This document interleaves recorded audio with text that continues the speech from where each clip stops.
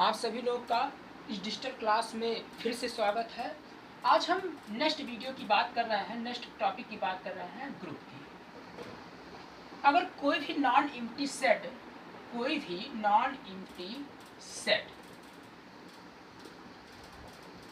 Capital G group बनाना चाहता है तो उसको ग्रुप बनाने के लिए कितने प्रॉपर्टी को फॉलो करने होंगे।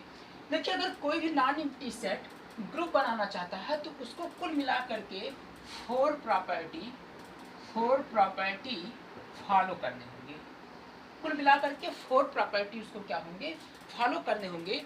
अब हम देखिए, ये जो हमारा टॉपिक है बहुत ही मोस्ट इम्पॉर्टेंट टॉपिक है, क्योंकि ये पूरे ग्रुप थ्योरी का सबसे बेसिक कॉन्सेप्ट है। तो बेसिक कॉन्सेप्ट को अगर आप लोग नहीं समझेंगे तो नेक्स्ट वीडियो आप लोग नहीं समझ पाएंगे।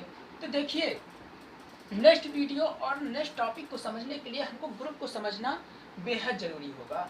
तो ग्रुप, अगर कोई भी सेट, अगर हम एक सेट की बात करें, वो कौन सा सेट है, एक नॉन एम्प्टी सेट है।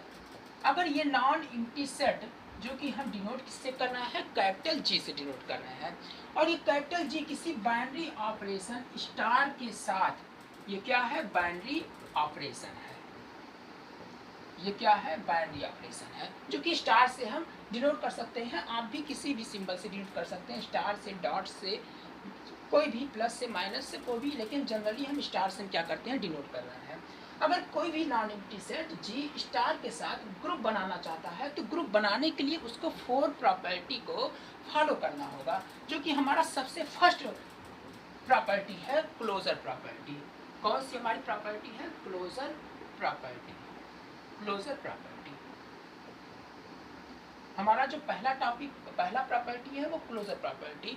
तो अब हम जानते हैं कि क्लोजर प्रॉपर्टी क्या होती है। देखिए, हम जानते हैं कि जी एक नॉन एम्प्टी सेट है। जी क्या है, एक नॉन एम्प्टी सेट है, और जाहिर सी बात है, अगर जी एक नॉन एम्प्टी सेट होगा तो उसमें कुछ ना कुछ एलिमेंट होंगे। तो हम एलिमेंट सपोज करते हैं कि दो एलिमेंट ले रहे हैं, ए और बी, जो किस में बिलोंग कर रहे हैं, कैपिटल जी में बिलोंग कर रहे हैं। अगर ए और बी जी में बिलोंग कर रहे हैं, इसका मतलब इम्प्लाइड डेट अगर ए को स्टार के साथ ऑपरेट कर दे तो ए स्टार बी ये भी किसमें हो जाए, जी में हो जाए। मतलब ये हुआ कि अगर जी के दो एलिमेंट ए और बी जी में एग्जिस्ट करें और इन दोनों का आपस में ऑपरेट कर दें, और ऑपरेट करने पर जो रिजल्टेंट वैल्यू है वो जी में चली जाए, तो इसका मतलब क्या हुआ कि ऐसी प्रॉपर्टी को हम क्लोजर प्रॉपर्टी के नाम से जानते हैं।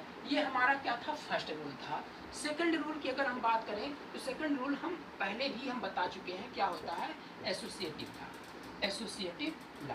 एसोसिएटिव लॉ के लिए क्या जरूरी होता है कि हमारे पास तीन एलिमेंट हो। Suppose that A B C, इसको अगर हम ऑपरेशन स्टार के साथ ऑपरेट करें तो A star B star C, for all A comma B comma C belong to capital. मतलब दो प्रॉपर्टी की हम बात कर लिए।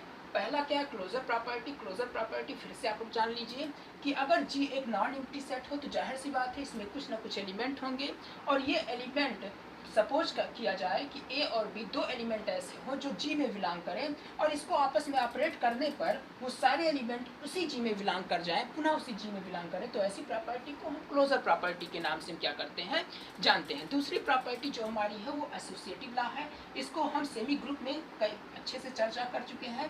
इसलिए A star B star C equal to A star B star C, for all A B C belong to capital जी।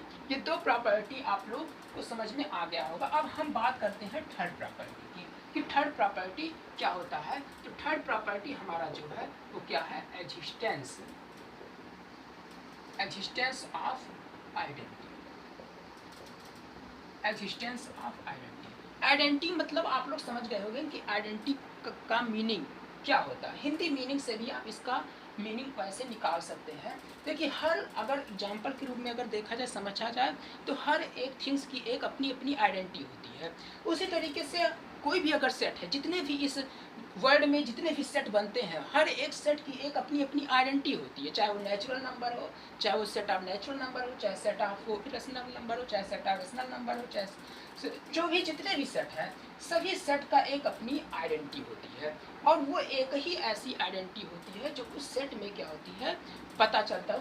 वो set उस आइडेंटिटी के थ्रू क्या होता है, जाना जाता है। तो इस तरीके से आइडेंटिटी एलिमेंट को हम ई से क्या करते हैं, डिनोट करते हैं। अब देखिए आइडेंटिटी एलिमेंट को हम समझते हैं। आइडेंटिटी एलिमेंट होता क्या है, अगर आप लोग को समझना है तो इसको आइडेंटिटी एलिमेंट को हम ई से डिनोट करते हैं। इसको आप ब्रैकेट में लिख सकते हैं। तो अब देखिए, अगर हमारे पास कोई ए एलिमेंट जी में लिया जाए, अगर कोई जी में कोई एक ऐसा एलिमेंट जो कि ए के रूप में दिखाया जा रहा है, अब ए एलिमेंट को अगर हम आइडेंटिटी एलिमेंट से ऑपरेट करें, A operate E equal to E operate A equal to A, मतलब क्या हुआ कि अगर आइडेंटिटी एलिमेंट को जी के एलिमेंट से ऑपरेट किया जाए तो हमको वही एलिमेंट मिले। तो इस तरीके की प्रॉपर्टी को हम किस नाम से जानते हैं, आइडेंटिटी एलिमेंट के नाम से जानते हैं। जहां पर हम कह सकते हैं E be a element of G and E is the identity element of A. If E operate to A then we have the element of A which is belong to capital G। इस तरीके से हम existence of identity element की हम बात आप लोग को समझ में आ गया। अब देखिए, अभी हम बताए हैं कि जितने भी सेट होते हैं उनकी एक ही आइडेंटिटी होती है, ठीक है। अब मान लीजिए अगर कोई सेट लिया जाए, तो जैसे अगर ये नेचुरल नंबर का सेट लिया जाए तो इसमें क्या होगा, 0 1 2 3 4 5 एंड सो ऑन, ठीक है। ये कुल मिला करके आगे होते हैं। तो इसकी अगर आइडेंटिटी एलिमेंट होंगे तो उसके ऑपरेशन पर डिपेंड करेंगे, ठीक है। अगर डॉट ऑपरेशन है तो उसकी आइडेंटिटी हमको दूसरी मिलेगी, अगर प्लस ऑपरेशन है तो उसकी आइडेंटिटी हमको दूसरी मिलेगी, ठीक है। लेकिन हर एक सेट की उस ऑपरेशन के रिस्पेक्ट में एक ही आइडेंटिटी क्या होती है, एग्जिस्ट होता है। इस आइडेंटिटी को जब एग्जाम्पल बताएंगे तो उससे और भी ज़्यादा क्लियर होगा। अभी आप जानिए कि आइडेंटिटी एलिमेंट होता क्या है।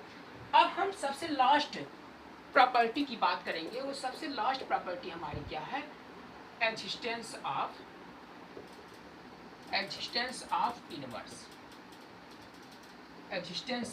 इनवर्स।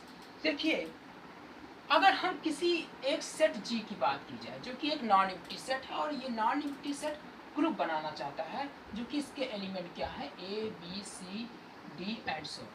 देखिए, इनवर्स एलिमेंट होता क्या है, जितने भी सेट होते हैं उस हर एक सेट के हर एक एलिमेंट का क्या होता है, इनवर्स एलिमेंट होता है। जैसे अगर ए एलिमेंट जी में बिलोंग कर रहा है,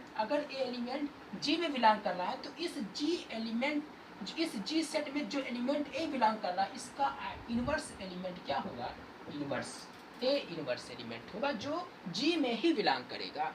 मतलब क्या हुआ कि अगर हम किसी जी के एलिमेंट के साथ उसके इनवर्स एलिमेंट को ऑपरेट कर दें, मतलब ये हुआ कि अगर ए एलिमेंट जो कि जी का एलिमेंट है, इस ए एलिमेंट के साथ इसके इनवर्स एलिमेंट से